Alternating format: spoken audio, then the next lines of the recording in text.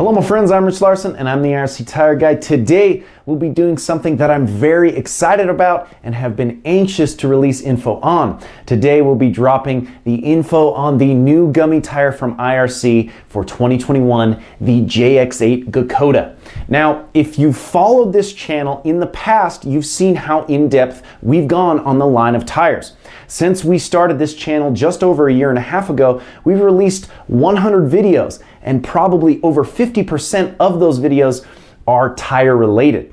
I've personally had the privilege of testing and reviewing each of the off-road tires IRC has to offer. And if you go back into the catalog here on YouTube, each of those tires, I've done multiple in-depth videos breaking down the compound, internal structure, and recommended application and performance of said tires. So if you happen to see the 45-second preview video we released a few weeks ago on the new M5B Evo VX30 and of course the JX8 Gekkota, in the coming months we are going to put out so much information on all of those tires, you're probably going to be sick of hearing about them. And I'm so stoked that we got to start with my favorite of all of them, because I ride hard enduro, the JX8 Gekkota, or the Goldilocks Gummy tire.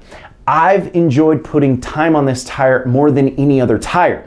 The more I test it, the more I like it. And the first time I tested it, I loved it. IRC listened to the performance downfalls of the original two Gekkota tires, the VE33S and the IX09W.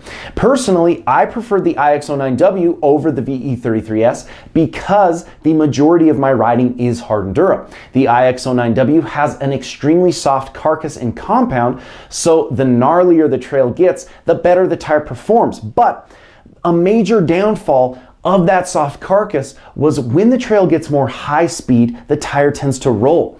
That doesn't bode well for the guy who isn't constantly riding all hard enduro. The average rider hits a lot more single track than he does push his bike up riverbeds. So of course the VE33S Gekkota was there as an extremely well-rounded tire with a more hybrid semi-soft compound and carcass.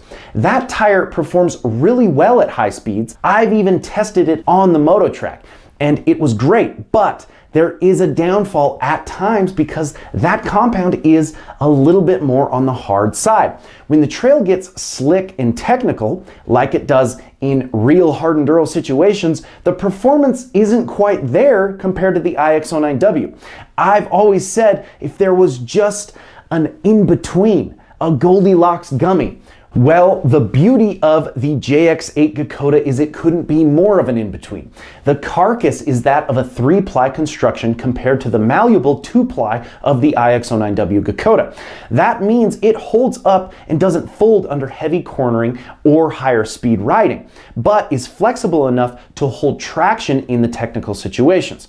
The JX8 also has a dual compound. That means the tread compound is IRC's super gummy compound for maximum grip, but they've used a moto compound on the sidewall to manage too much flexibility and increase the stability of the tire. They've also added more rubber on the bottom of each tread block to prevent excessive folding of the knobs, and it substantially increases the life and longevity of the tire.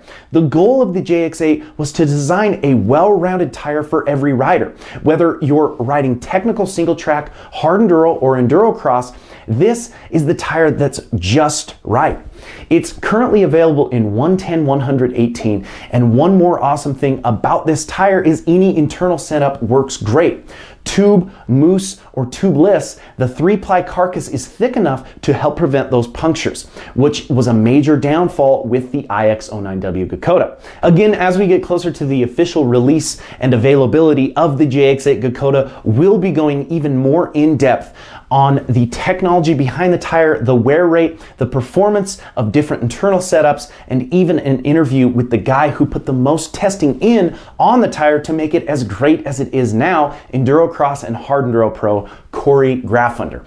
All of this and more is coming on the IRC Moto channel, so make sure to like, comment, and subscribe, as well as follow us on Instagram at IRC Moto and my personal Instagram page at RichLarson511. And until next time, keep shredding.